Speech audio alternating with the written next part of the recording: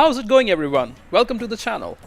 The new Dharma 1.26 update is finally out, and obviously the first game I wanted to play is Mughals, as they have got a major buff in this new patch.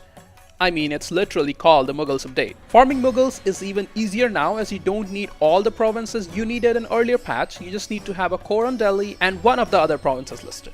Although now you need to be a Muslim nation to farm Mughals, which makes sense historically. I think you can farm Mughals really quickly with Delhi, but I picked Timurids for this guide, as Timurids are one of the strongest nations at the start, and if you overcome the initial disloyal vassals phase, you are unstoppable in the region. So let's dive right into it. We will divide this guide into 3 phases to simplify objectives, as you have a lot going on as Timurids. Phase 1 is about vassals, and it goes from the start of the game to January 1st, 1454. Although it wasn't stated in the patch notes on any dev diary that I remember at least, Timurids have a massive change at the start in this new patch. The liberty desire of all vassals have been reduced significantly. I don't have the screenshots from previous patch, as I haven't played Timurids in a while, but I remember the liberty desires being in the high 50s for these vassals and around 70 to 75% for Transoxiana, while now they look fairly manageable. I wonder if this is a change just for Timurids or liberty desire have been decreased in general in game. We'll know more when we play other countries eventually. The main objective of phase 1 is to pacify vassals and make sure they don't declare independence before you can start integrating them on January 1st, 1454. If this is your first time playing as Timurids, I'll give you a quick rundown of the start date. You have a king, Shah Rukh, son of Timur, who is 67 years old. So he's going to die soon, obviously. This would be fine as you have a capable heir. However, Shah Rukh has a couple of modifiers attached to him. Biggest one is the minus 50% liberty desire in subjects and an additional minus 5% from being benevolent. So once he dies, all your vassals will be disloyal and they will declare independence war against you. We need to make sure that doesn't happen. With that, let's look at the opening moves. Get your level 1 admin and military advisors and take the half price level 2 Diplo rep guy. Take the government decision to lower liberty desire. Now all your vassals should be loyal. Don't set any rivals just yet, as setting rivals sometimes leads them to seek stronger allies. Start improving relations with vassals who are most disloyal and bring your army near the border of Ajam. Don't royal marry your vassals, as your ruler will die soon and that will break the royal marriages. Wait for them to send the proposals so you have that extra positive opinion modifier later. On December 11th, set Ajam as a rival and declare immediately. Usually Ajam only has a minor ally, but if they ally Mamluks or Ottomans, I recommend you restart the game. You won't be able to attack Ajam and it's going to be very tough to keep your vassals in line. If you really don't want to restart, you can either release Sistan from vassalization or convert one of the vassals to merge and sink a lot of monarch points in developing your vassals' provinces to buy down liberty desire. You might survive, but it will set you back a few decades and I don't really recommend it. Just restart if Ajam has strong allies. Another event that I recommend restarting for is if your ruler dies before December 11th. You want to be at war when that happens, as your vassals cannot declare independence when you are at war. Getting back to your conquest of Ajam, this war will be easy, and you are in no rush to finish it. Let your vassals do the heavy lifting. This would cause them to lose forces while preserving yours, which means less liberty desire for them. Your vassals might also get rebels during this time. Let them handle those rebels too. Your aim is to keep this war going until you get a claim on another country, preferably Balochistan, as they usually don't have strong allies at the start, but you can pick any other nation in the Indian subcontinent. Take as many of your cores as you can from Ajam for 100% war score. You need to start the war against Balochistan before ending your previous one. Once you get your cores back from Ajam, you will be powerful enough so your vassals won't be disloyal anymore. So the first war really is key, and after that it's smooth sailing and it doesn't matter when your ruler dies. You can drag the war against Balochistan till January 1st, 1454 and take as many provinces as you can. And now you can integrate your vassals. And you can integrate some of them instantly for free as you have cores on them. This means you don't pay any Diplo points for integrating provinces with your cores. Although Transoxiana is the biggest vassal that you can integrate instantly, I recommend starting with Khorasan or Fars, as Transoxiana has some cores on Uzbek that you can retake, and Afghanistan usually gets claims on Multan or Kashmir. Now that you have integrated a couple of vassals, and your other vassals are very loyal, you are basically unstoppable. Remember, when you integrate a vassal, you get -3 Diplo rep and -30 opinion modifiers with your other vassals. However, if you integrate more than one vassal, the negative Diplo rep does not stack while the opinion modifier does stack up. Just something to keep in mind. You don't need any allies in phase 1, your Diplo relations are full with vassals anyways, but as soon as your war against Ajam is done, start improving relations with Ottomans. They will be your long-term ally. You're going to set Ajam as a rival right before attacking them, and after that, you can set Mamluks as rivals. That will also help with positive opinion modifier with Ottomans, making it easier to ally them. Now that you're over the initial vassal disloyalty issues, you can focus on farming Mughals. You need one of these provinces and Delhi as cores. And taking those provinces is easy. You can rush and get them early and farm Mughals. You will also get some claims with Timurids missions. The main bottleneck is going to be aggressive expansion at this point. So I recommend you focus the conquest between Delhi and taking back provinces from Persian trade node. The Caucasus region is fairly rich and you need to get those provinces before your ally Ottomans snag them. As soon as you core the required provinces, you can farm Mughals. Take the new ideas as Mughals have the best set of national ideas in game. The starting -25% core creation cost is ridiculous and you get military bonuses too. On top of that, you get free permanent claims on all of northern India. So if you also get the core creation reduction from admin ideas, coring cost and time of these provinces works really well for you.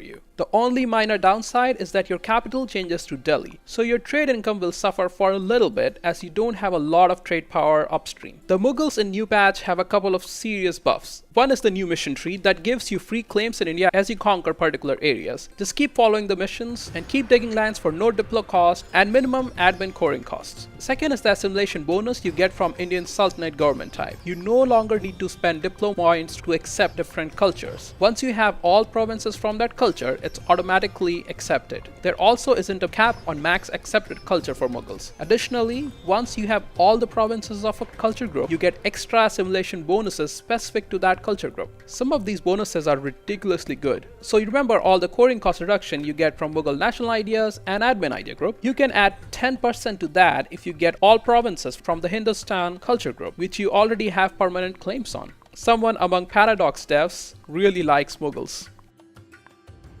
So yeah, you can basically take over the world. The only thing you gotta watch out for is aggressive expansion early on. Keep dividing your conquest between Siberia, Russia, Caucasus, Arabia and India. With Ottomans as your ally, that should be good enough to keep any coalitions from declaring. With the new changes, you will have to get a lot of vassals though. We'll talk about the new changes in the next section. I would recommend not taking any vassals in India though, as you get permanent claims, which means taking provinces for yourself is easier and faster. Ottomans will help you out against Europe, but you will have to deal with Ming yourself, which isn't really that hard. Just get a border with Ming as soon as possible and watch them implode slowly. At this point, it's entirely up to you what you want with the game. I think the new Mughals are the easiest way to world conquest in current patch, although world conquest itself has become a bit more challenging. Which brings us to the next section, challenges. Let's look at religious unity. You start with low religious unity in game and it will only get worse until you take humanist ideas. One of the new changes in 1.26 patch is that you cannot convert provinces in a territory. You have to state them for religious conversion. Everyone on Reddit and forums is furious about it, and yes, it does make the game harder.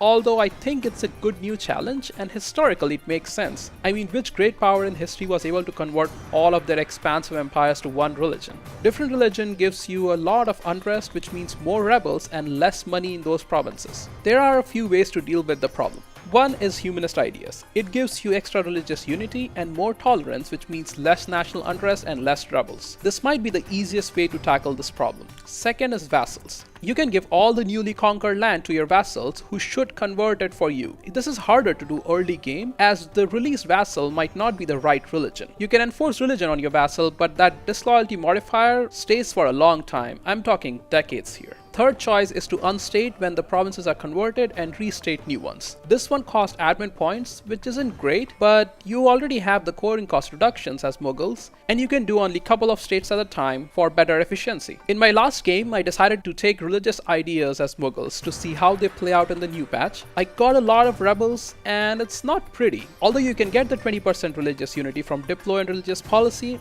which makes it okay then, but going humanist will make the gameplay a lot easier. Another serious serious challenge you will see in the new patch is high corruption. In the new patch, going above your territory limit gives positive corruption which scales up. This is a problem only if you're looking to play an expansion game. But if you're playing as Mughals, you're obviously going to expand in all directions. There are a few ways to deal with this. One, you can buy it all down with ducats. Not really feasible as it costs a lot of ducats. You will still have to buy down some portion of it though. Mid-game, I was paying 20 to 30 ducats in rooting out corruptions at all times. Second, you can shift your piety towards legalism and lose 2 corruption every 5 years. I found this to be a good strategy as I tend towards legalism anyways because of the tech discounts. Third, you can use the admin defensive policy for minus 0.1 corruption, which helps a bit. Fourth, if you have the Dharma DLC, you can interact with the Gen state and get the corruption down that way. They need to be at 60% influence for it though, and you can give them provinces from only certain religions, so they won't be a viable option until mid to late game. Fifth is vassals, and they are really the answer here again. As I discussed in my policy review video, the devs are pushing the players towards a more vassal-centric game, so be prepared to have some big vassals. Aggressive expansion is another challenge basically all game because you can expand really fast with Mughals. Just distribute your conquests in different directions and improve relations with nations you're not looking to attack soon. Expanding super fast with Mughals is irresistible, but you will have to watch those coalitions and take some downtime in between wars. Next, let's look at the best ideas for playing as Mughals. The new policy changes in 1.26 patch makes picking ideas a bit more interesting. I like to start with admin for the core cost reductions and the merc discounts. Only get the first 3 ideas to start and then finish it up later when you have spare admin points. I also like taking aristocratic ideas as the cavalry compatibility stacks well with the Mughal starting national ideas, and the monthly autonomy change helps with faster government reforms. You can also get a couple of good policies with it. Next, you can either go Diplo or Humanist. Usually you won't have enough admin points, in which case you can go Diplo, though going Humanist first will help with the rebels. This choice will depend on how you're doing with monarch points in your game. Next, you should take a military idea to buff up your army. Defensive or offensive are good to start with. After that, it will depend on what you're going for as late game Mughals. Policies received an overhaul in the new patch as well, and you can check out my in-depth review on it in my previous video. The first 3 policies are free, which is pretty strong, and you can get an additional free admin policy from government reform. As Mughals, you also get an additional free military policy, so you should look out for policies that suit your gameplay and pick the ideas accordingly.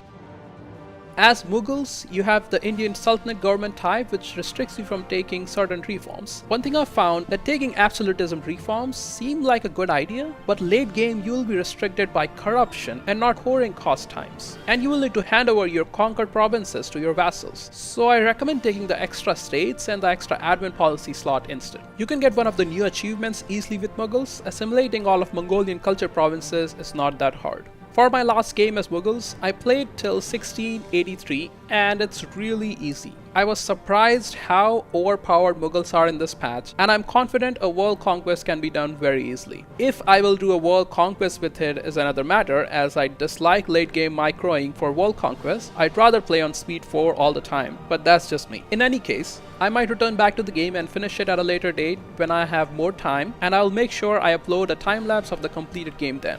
For now, I hope this guide helps out new players who are looking to try Mughals in this patch. They are really overpowered, but now you also have some new challenges with religious conversion and corruption. And you will get to see some weird things such as Republic of Manchu, or Parliament of Heaven in Ming, or Republic of Najad, along with Europeans buying charter provinces in India, even Papal State, which is interesting. And that's the end of this guide. As always, thanks for watching, and I'll see you in the next one.